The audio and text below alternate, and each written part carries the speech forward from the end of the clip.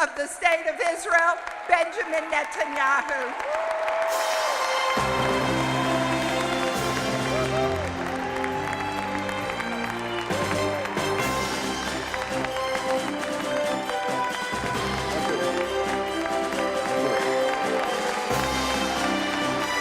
Thank you.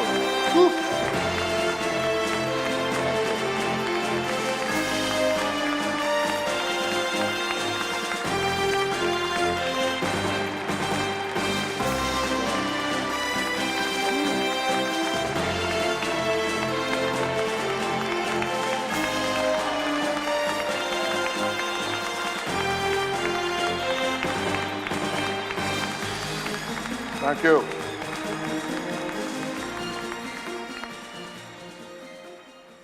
Good morning, AIPAC.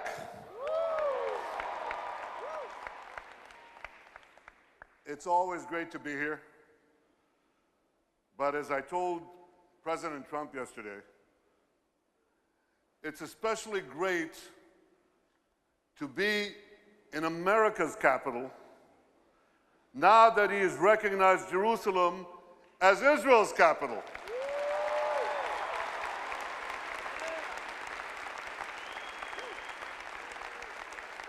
Thank you, President Trump, for that historic decision.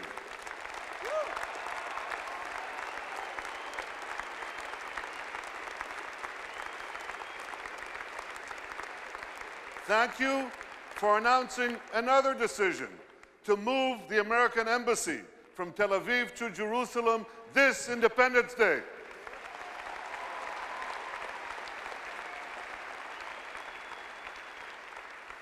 And the first ambassador to have the honor of working from that embassy in Jerusalem is a great American ambassador, David Friedman.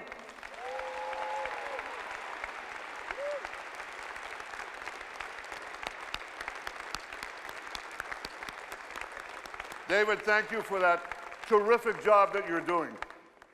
And you know who else is doing a terrific job? Israel's ambassador to Washington, Ron Dermer. Stand up, Ron.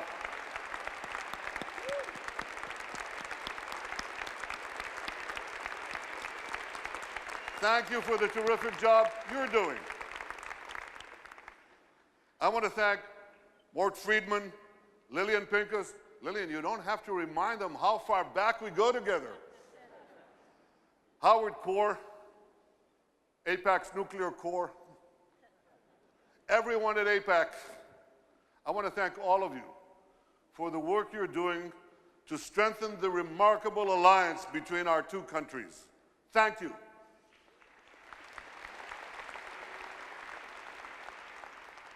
I want to acknowledge the Israeli ministers, Israel's representatives here in the United States and the United Nations, the Mayor of Jerusalem, the many members of Congress, and the former leaders of countries who are here.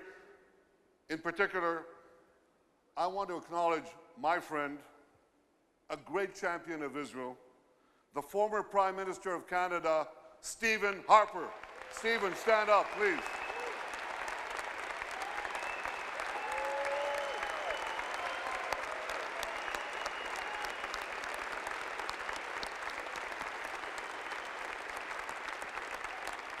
Stephen, we never forget our friends, and you were a tremendous friend, and still are. And finally, I want to thank the 4,000 students who are here with us today.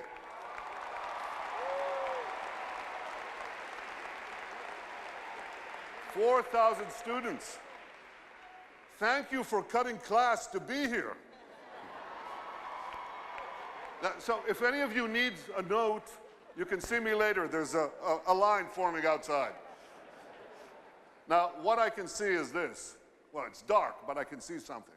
I can see that the audience in this hall each year is getting bigger and bigger and bigger. 18,000 strong. I want to see all of you, and I can't. I don't want to stand behind this podium. Is it okay? What the heck? I'm the Prime Minister.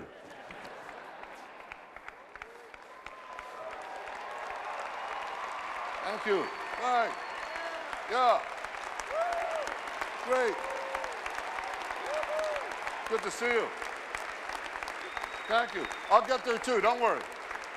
Great to see you.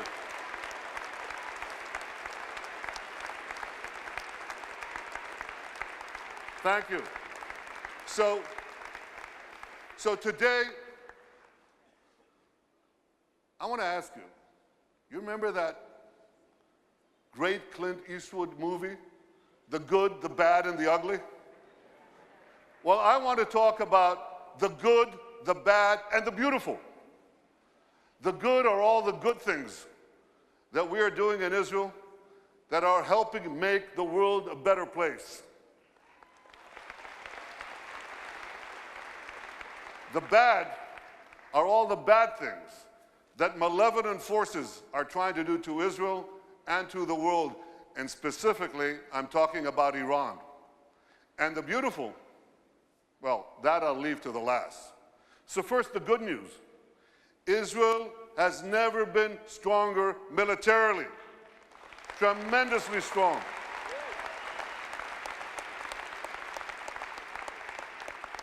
That's an F-35 fighter plane, the most advanced in the world. That's an Iron Dome interceptor and many other systems that we developed with the help of America. Thank you, America. Thank you, successive American presidents. Thank you, Congress, Republicans and Democrats alike. Thank you, AIPAC, for helping bring this about. You're terrific. And this incredible military is buttressed by superb intelligence, unmatched in the world. Can you see me? I can hardly see you. I have to get closer. Yeah, I see you. That's good. Superb intelligence. You know, in the last few years, Israel's incredible intelligence services have foiled dozens of major terrorist attacks across the world in dozens of countries. That plane, a plane like that, could have been blown out of the sky if it weren't for Israeli intelligence. A plane heading from Australia to the Persian Gulf. You're boarding planes when you leave this place. You are safer because of Israeli intelligence. It not only protects Israeli lives, it protects innocent lives around the world.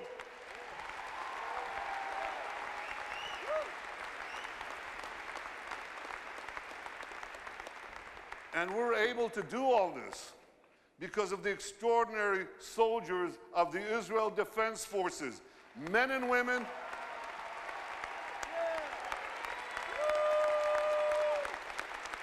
Just look at them.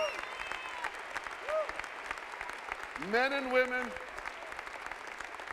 black and white, religious and secular, gay and straight, Jews, Muslims, Christians, Druze, Circassians. They come from different backgrounds of Israel. They keep us safe. They make us proud.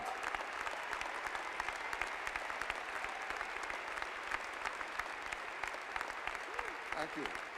Now I know there are quite a few veterans of the Israeli army here, so I want you to stand up. I want you to be recognized. Stand up. Stand up.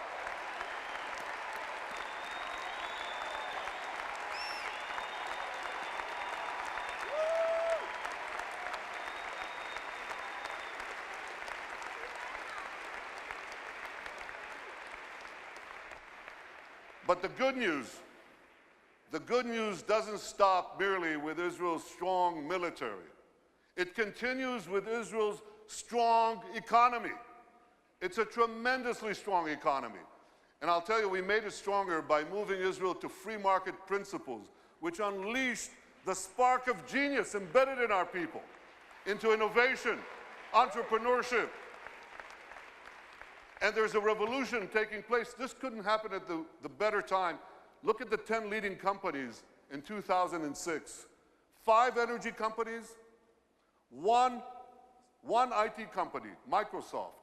And a mere 10 years later, 2016, a blink of an eye in historical terms, it's completely reversed.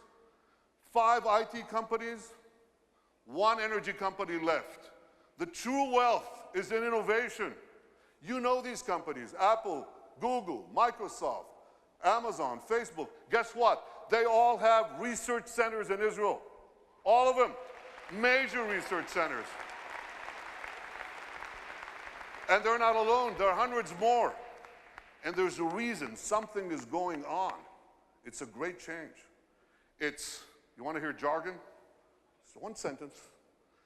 This is a terrible sentence, but I have no other way to say it. It's the confluence of big data, connectivity, and artificial intelligence, okay? Did you get that? You know what that does? It revolutionizes old industries, and it creates entirely new industries. So here's an old industry that Israel was always great in, agriculture. We're always good in agriculture. But now we have precision agriculture. You know what that is? See that drone in the sky? He's connected to a big database. And there are sensors in the field. And in the field, there's drip irrigation and drip fertilization. And now we can target, with this technology, the water that we give, the fertilizer that we give, down to the individual plant that needs it. That's precision agriculture. That's Israel.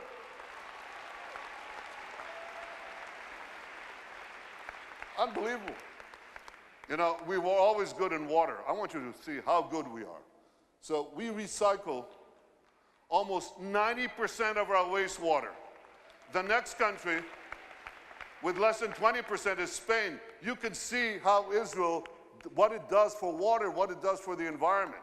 So when you take these two things, agriculture and water, and the other technologies that we apply in both, we can change the world. We are. We are. I just heard about an African woman in Africa has to walk 8 hours a day to give water to her children. 4 hours one way to a well, 4 hours back. And a young Israeli company brought in this technology that improves on Moses. Remember Moses? He brought water from a rock. They bring water from thin air. They bring water to Africa, to millions of people in Africa. Israeli technology. And I was just recently in India. That's my friend, Prime Minister Narendra Modi. Great friend. I'm showing him cherry tomatoes. This is in Gujarat, India. This is Israeli technology. And what I heard there was fantastic. Farmers came from the region.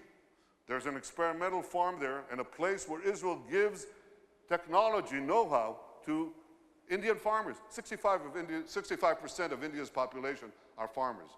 And one farmer after the other gets up and says, because of Israeli technology, I've increased my crop yields and my income 3 times, 4 times, 5 times. Israel is changing the world in India, in Asia, in Africa, in Latin America, everywhere. These are the old industries. Now they're new industries. Israel is literally, how can I say this? Israel is literally driving the world. I'm talking about autonomous vehicles. Israel is a world leader in autonomous vehicles. 500 tech companies that sprang out almost instantaneously. And one of them, Mobileye, up there on the left, was just sold to Intel for the paltry sum of $15 billion.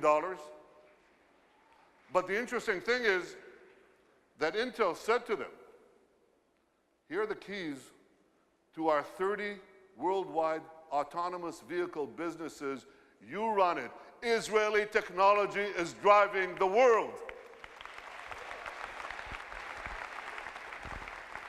And one last industry, there are many more, but one more that you're all familiar with. You have bank accounts? You should. Okay. Well, you don't want anyone hacking into them, right? Or into your cars, or into the planes you ride. You need cyber security. Everybody needs cyber. Israel has become a world leader in cyber security. Look at how much they invest in the hundreds of Israeli startup companies, tremendous companies. But here's another factor that you should know. Israel's population is how much? Who knows? Class? 8 million. It's closer to 9, but it's about between 8 and 9 million, that's correct. And what percentage of that is of the world's population? Oh, come on. It's 1/10 of 1%. So what percentage do we get of the world global investment in cybersecurity, in private investment in cybersecurity? We're 1/10 of 1% of the world's population, and we get a whopping 20% of global private investment in cyber. We're punching 200 times above our weight.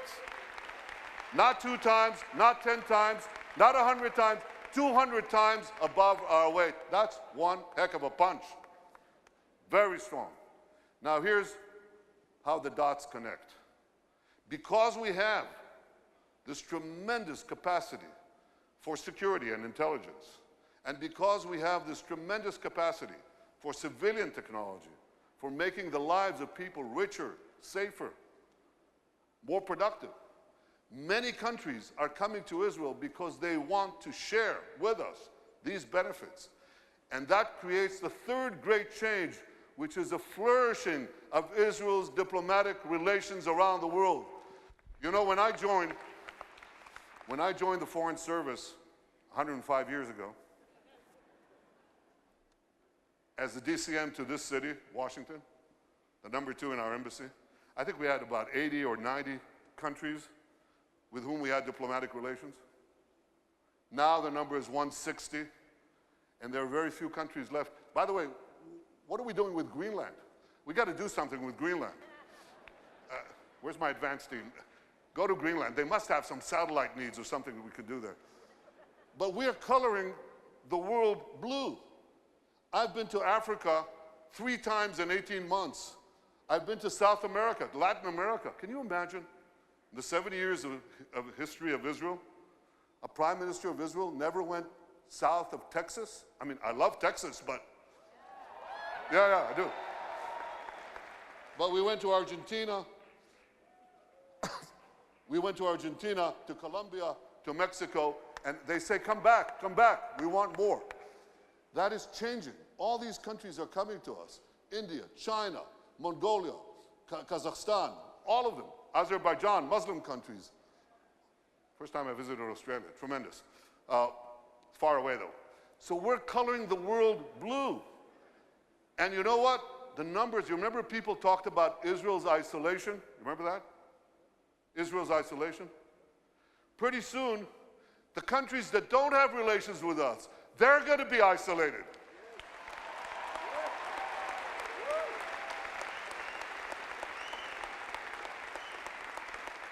There are those who talk about boycotting Israel.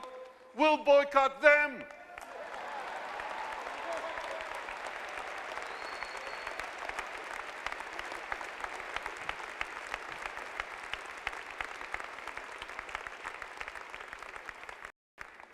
So, the good news is good,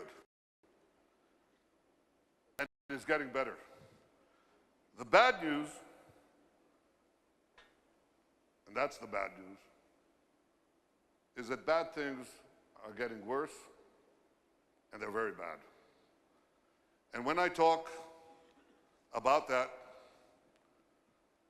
we have to deal with this challenge. And I'm thinking specifically, what do we do about Iran? The force behind so much of what is bad is this radical tyranny in Tehran. If I have a message for you today, it's a very simple one. We must stop Iran. We will stop Iran.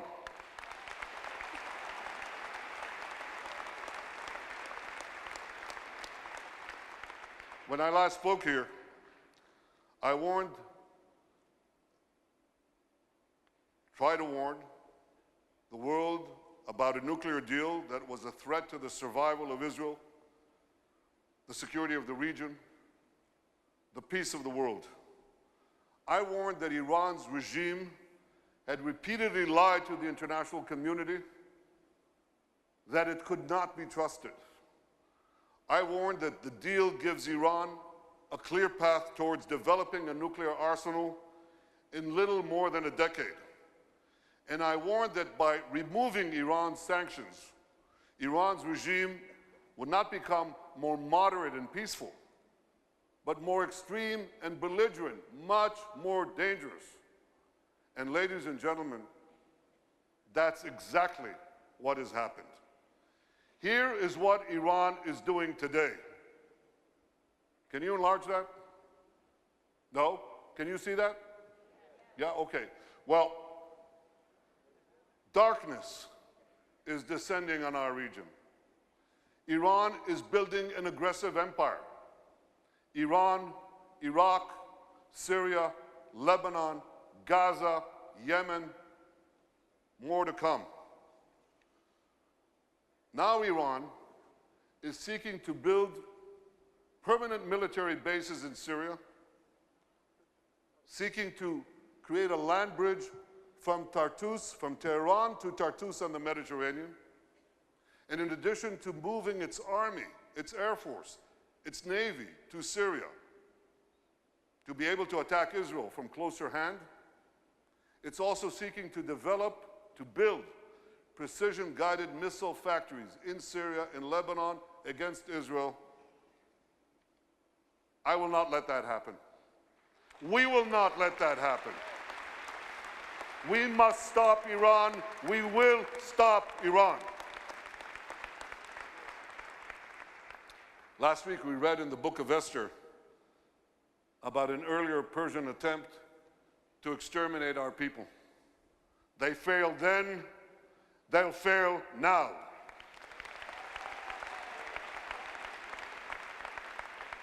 We will never let Iran develop nuclear weapons. Not now, not in 10 years, not ever.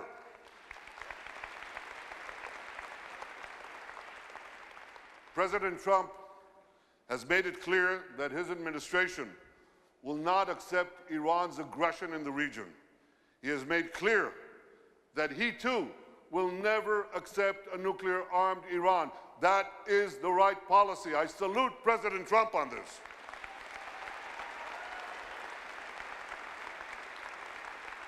And the President has also made it clear that if the fatal flaws of the nuclear deal are not fixed, he will walk away from the deal and restore sanctions.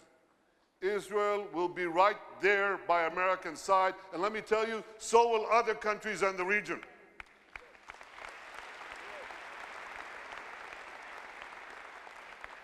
As we counter Iran's aggression, we should always remember the brave people of Iran.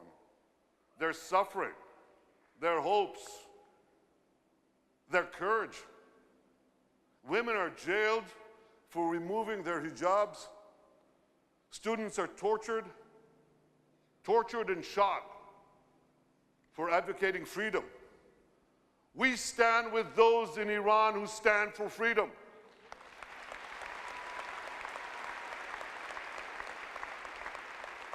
Now, I believe that a day will come when this horrible tyranny will disappear, will perish from the earth, and at that point, the historic friendship between the people of Israel and the people of Persia will be reestablished.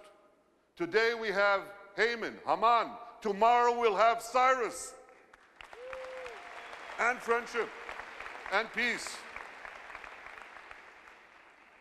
My friends, as we work together to confront the bad, there's also potential to advance the good that paradoxically comes from the bad. Because most of the state in our region know, they know very well, believe me, that Israel is not their enemy, but their indispensable ally in confronting our common challenges and seizing our common opportunities. This is true for Egypt and Jordan, Israel's longtime peace partners, but it's also true for many other Arab countries in the Middle East. Israel remains committed to achieving peace with all our neighbors, including the Palestinians. President Trump has made it clear that he is committed to peace. I have made it clear that I'm committed to peace. We appreciate the efforts of President Trump's superb team, Jared Kushner, Jason Greenblatt, and Ambassador David Friedman. Thank you all. Thank you all for your hard work for peace. But to get peace, President Abbas has to embrace peace and to stop supporting terror. Raise your hands high if you agree with me that President Abbas should stop paying terrorists who murder Jews.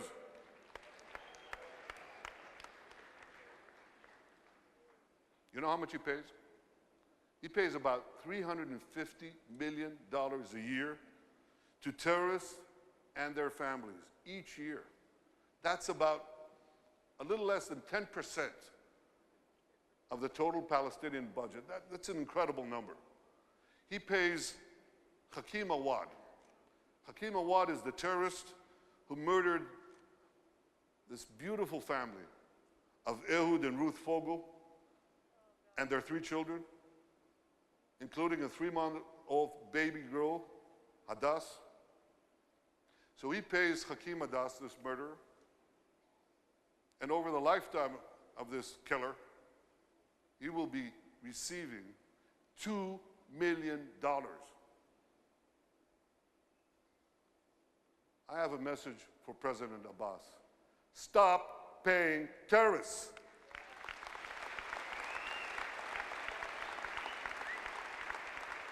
Because what message does this send to Palestinian children? It says, murder Jews and get rich. And I believe President Abbas should find better use for this money to build roads, schools, hospitals, factories. Build life. Don't pay death. Invest in life. Invest in peace. Israel hopes that the passage of the Taylor Force Act will make clear to President Abbas that America has zero tolerance for terror.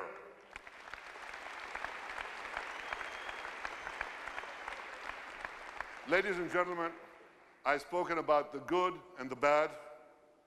There's plenty of both. But I want to end with a few words about the beautiful. Oh, that's very kind of you. That's very kind of you. I love you too. Thank you. Who planted her? I'm talking about the beautiful alliance between Israel and the United States of America.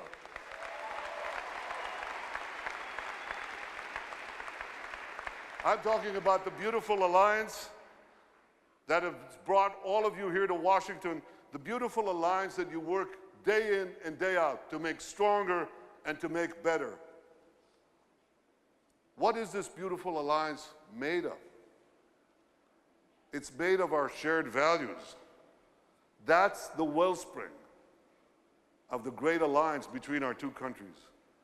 And all you have to do is leave this room, leave this hall, and you walk around a few blocks from here, and you see these majestic monuments. You can learn from them all about our common values. You know, they come from a certain book, a great book, a good book. It's called the Bible. It said that all of us are created in the image of God. And those words inspired Jefferson when he declared in that all men are created equal, all women too, by the way.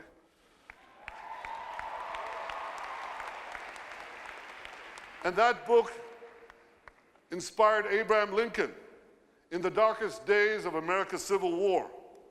He found inspiration in the words of our greatest king, King David, when he said that the wounds of a divided America would heal, and the judgments of the Lord are true and righteous. Just as the stirring words of the prophet Amos inspired the great Martin Luther King when he stood before the Lincoln Memorial and promised to carry on his struggle until justice runs down like water and righteousness like a mighty stream. These values are an inseparable part of America's story. They're an inseparable part of Israel's story. And today, together, we are writing a new chapter in our common story, a story of freedom, of justice, of peace, of hope.